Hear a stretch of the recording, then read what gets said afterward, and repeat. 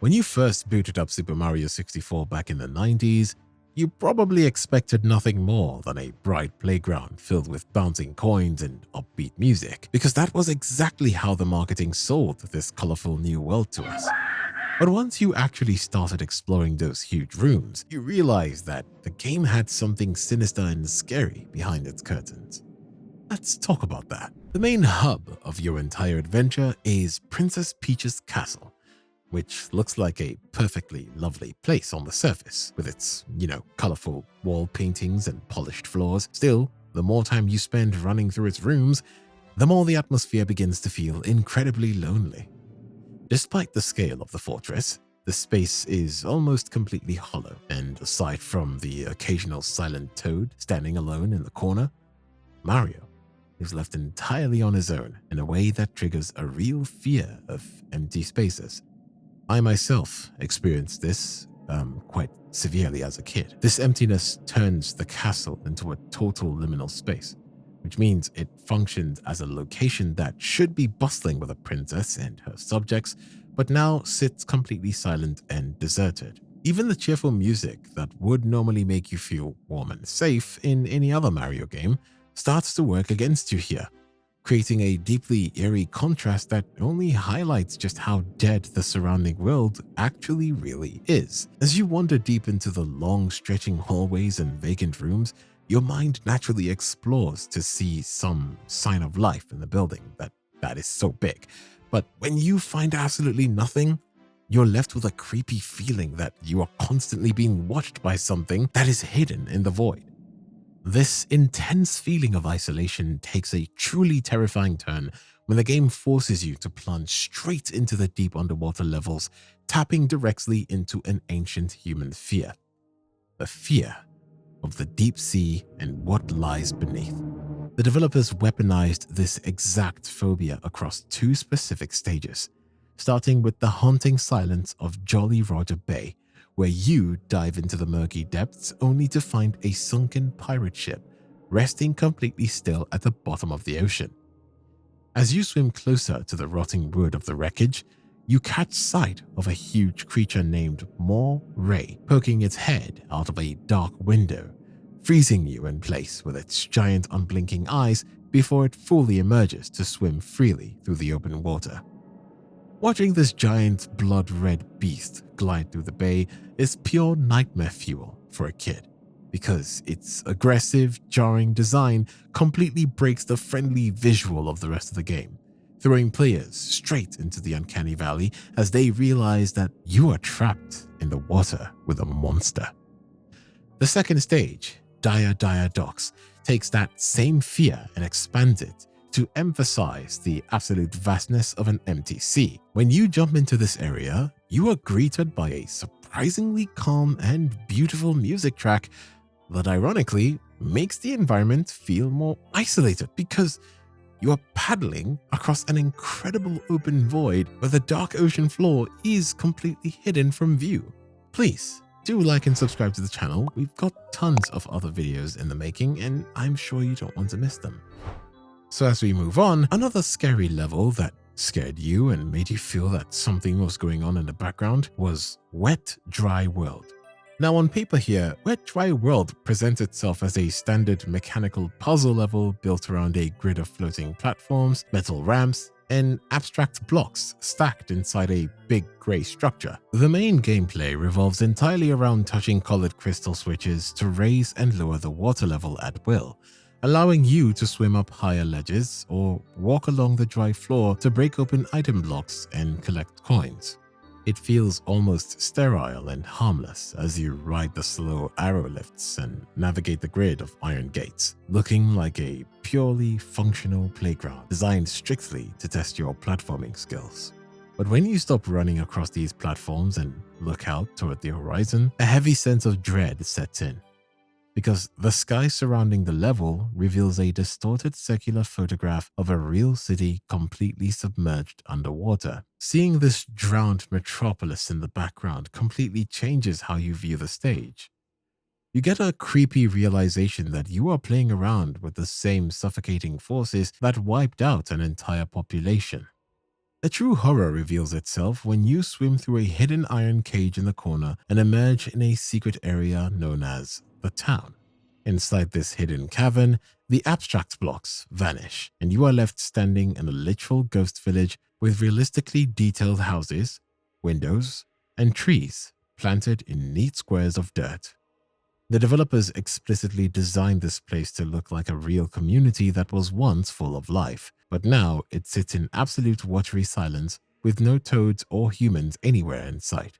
Wandering through these empty, flooded streets with nothing but the hum of the background music, which creates a terrifying sense of existential isolation, leaving you entirely alone in a forgotten graveyard. When you start your very first mission on the Bob-omb battlefield, you have to climb a mountain to confront King Bob-omb while dodging two gigantic black spheres that roll mindlessly back and forth across a trench at the bottom of the hill. You might think these rolling balls are just generic stage hazards, designed to test your platforming skills. And yet, the layout takes a deeply disturbing turn once you successfully defeat the giant boss and return to the level to hunt for the next star. If you look closely at the same trench on your second trip up the slope, you will notice an incredibly strange change, because a third rolling ball has suddenly been added to the path out of nowhere. Since these heavy metal spheres happen to match the precise circular shape and scale of the boss himself, an unsettling theory has spread that these rolling hazards are actually the limbless dead bodies of the defeated kings. The game offers absolutely no programming reason or lore explanation for why a third sphere mysteriously spawns only after your victory, leaving you with the stomach-churning realization that the kingdom is actively recycling its dead leaders by stripping away their crowns and limbs so their hollowed-out corpses can spend eternity rolling back and forth in the dirt. This unsettling distortion of the battlefield's characters doesn't stop with the dead kings, because that same level holds a documented anomaly involving the iconic Chain Chomp. Under normal circumstances, this creature is terrifying enough with its razor-sharp teeth and aggressive barking. But this specific glitch completely corrupts its physical model by stripping away its black pupils and leaving behind nothing but blank, hollow white spheres for eyes. If this blind, hollowed-out version of the monster spawns at its regular wooden stake, it actually acts completely normal while remaining safely anchored to the ground. Once the monster escapes to these forbidden areas, it severs the heavy metal chain that normally keeps it restrained, allowing the ghost-like sphere to bounce wildly across the map and ruthlessly hunt down Mario. Getting chased by a giant unchained metal jaw that possesses completely sightless white eyes creates an overwhelming sense of panic, transforming a simple visual bug into a predatory undead stalker that breaks free of its chain just to track you down in the dark. The horrors of this game also seep into Mario, the very jolly character that you play, hitting power-ups and jumping around. When you look at the actual death animations for Mario, the horror elements are quite clear to you, because the way Mario loses his life is completely stripped of typical cartoon physics and replaced with agonizingly realistic body reactions that feel honestly way too intense for a children's game. When you run out of air deep underwater, oh, I remember this. The game forces you to watch him desperately clutch his throat and cover his mouth, with both his hands, mind you, as his body suddenly goes limp and sinks straight to the bottom like an actual corpse. This drowning sequence gets even more horrific in the original Nintendo 64 version because a distinct wet gurgling sound effect echoes through your speakers while Mario's eyes remain wide open and completely fixed in an empty, sightless stare as he drifts through the water. You can find the same level of suffocating detail hidden deep inside a hazy maze cave with the infamous Toxic Maze section, a subterranean nightmare filled with a thick yellow fog covering the ground, where the complete lack of background music forces you to listen to every single desperate gasp for air. If you make the mistake of letting Mario stand still inside the poison cloud, his idle animation changes entirely as he puts his hand to his throat and coughs violently while his health bar drains away, leading to a grim final animation where his entire body twitches uncontrollably against the floor before the screen finally cuts to black. Even the standard combat deaths change dynamically depending on the direction of the fatal blow, meaning an enemy striking Mario from the front will send him crashing onto his back, while a hit from behind drops him flat onto his face, with both animations showing him weakly trying to push his own body weight up from the dirt before his strength completely fails and he collapses into total stillness. The face he makes during these final moments was so unsettling that developers actually altered it for the later Nintendo DS remake to make him simply close his eyes, whereas the original release left younger players staring at dead X shapes stretched across his face, proving that the team built a level of visceral pain into these mechanics that makes it look like Mario is truly suffering. All of these unsettling details build toward the final act of the game, which forces you to confront the absolute scariest staircase hidden within Princess Peach's fortress by stepping through the big star door nestled between two identical portraits of the princess. Once you cross that threshold, the bright castle aesthetics vanish entirely as you enter a dark and oppressive corridor where the walls are lined with disturbing imagery featuring a menacing Bowser on one side and a visibly panicked, distressed Princess Peach on the other. Stepping forward brings you to the foot of the infamous Endless Staircase, a literal manifestation of a real nightmare everyone has had once in their lives, where the game messes with your head by playing a deeply unnerving musical track that relies on an auditory illusion to make the pitch sound like it is rising infinitely. This looping melody creates an overwhelming sense of panic and anxiety while you spring up the steps, and if you happen to lack the required 70 stars to break the level's code, the staircase traps you in a permanent loop where Mario can run for hours,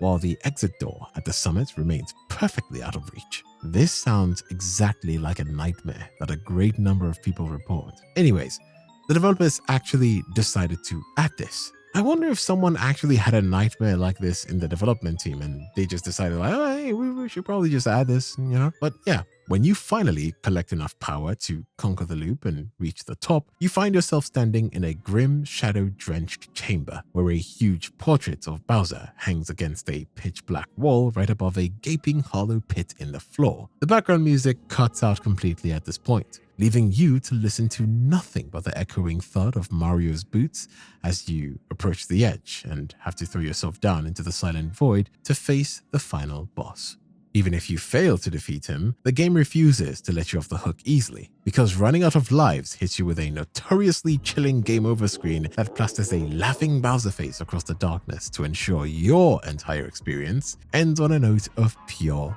dread. These games really took no prisoners back in the day. Oh, excuse me, I was just thinking about it. Anyways, the journey into the explicitly horror-themed world of Big Boo's Haunt begins with a bizarrely unsettling ritual where you must hunt down a phantom lurking in the castle corridors and smash it into the floor just to force it to drop a cold metal cage that essentially serves as your gateway. As you step out of that cage and onto the haunted grounds, the game completely shifts genres by greeting you with a chilling, echoing laugh of a hidden ghost, while a deeply ominous track plays in the background, all to make the environment feel like a genuine survival horror game. Exploring the rotting wood and shifting hallways of this mansion forces you to dodge a gauntlet of creepy entities, starting with the classic floating specters patrolling the darkness before transitioning into giant disembodied eyeballs that anchor themselves to the floorboards just to lock their massive pupils onto Mario and watch his every move. But the absolute peak of visceral terror in this entire stage belongs to a completely ordinary looking piano sitting silently in the corner of an empty room, which forces you to think that you are safe. A sense of security until you walk past it and unleash one of the most legendary jump scares ever programmed. Without warning, the entire instrument violently springs to life and slams its heavy wooden lid up and down like a set of predatory jaws lined up with sharp silver keys, completely wiping out the level's music in favor of a chaotic, clattering roar as it relentlessly chases you across the floorboards, permanently traumatizing generations of children who never expected a harmless piece of furniture to suddenly transform into a bloodthirsty monster. I ended up breaking 2 controllers that day just because of that level. To what, you might ask? To multiple jump scares. Anyways, my fear of horror games aside, Descending into the cold and silent basement brings you face to face with a piece of art that does not match the aesthetics of the upper floors. This lower hallway forces you to confront the terrifying entryway to lethal lava land. This specific portrait is a deeply disturbing pixelated close-up of a swindling fireball that looks less like a standard hazard and more like the distorted screaming face of a fiery demon staring directly out of the frame. The visual is so intensely uncanny that countless players have compared its chaotic red shapes to Gigas, the infamous cosmic horror boss from Earthbound, while others swear it resembles a hyper-realistic and sinister version of Bowser lurking in the dark. In reality, the official Japanese name for the course reveals that its grotesque artwork is technically just a magnified view of a standard lava bubble enemy, but the hollow atmosphere of the basement amplifies the low-resolution texture into pure nightmare fuel for anyone walking past it. The most lingering, unsettling part of the whole design is the psychological trick it plays on your mind, because staring at such a devilish face naturally makes you brace yourself to fight a horrific monster at the center of the volcano. Yet this specific entity never actually manifests anywhere in the game, leaving you completely alone with a silent visual threat that the developers just left hanging on the stone wall. Yeah. It's pretty cruel. Even when you finally conquer Bowser and watch the credits roll, it refuses to let you leave without one final psychological chill hidden directly inside the peaceful ending screen. This static frame is supposed to be the ultimate comforting reward for your hard work, showing a beautifully frosted cake that Princess Peach baked, or Mario sitting quietly on the table underneath a simple, heartfelt message saying, "Thank you for playing." But if you stop celebrating and look past the colorful icing into the pitch-black shadows of the background, you will notice a deeply unsettling, distorted shape that looks exactly like a blurry face staring directly back out at you from the screen. Since the texture is so incredibly low resolution and shrouded in heavy darkness, it is completely impossible to identify the entity with absolute certainty, leaving players to endlessly debate whether the image is just a smudged model of Yoshi or something far more human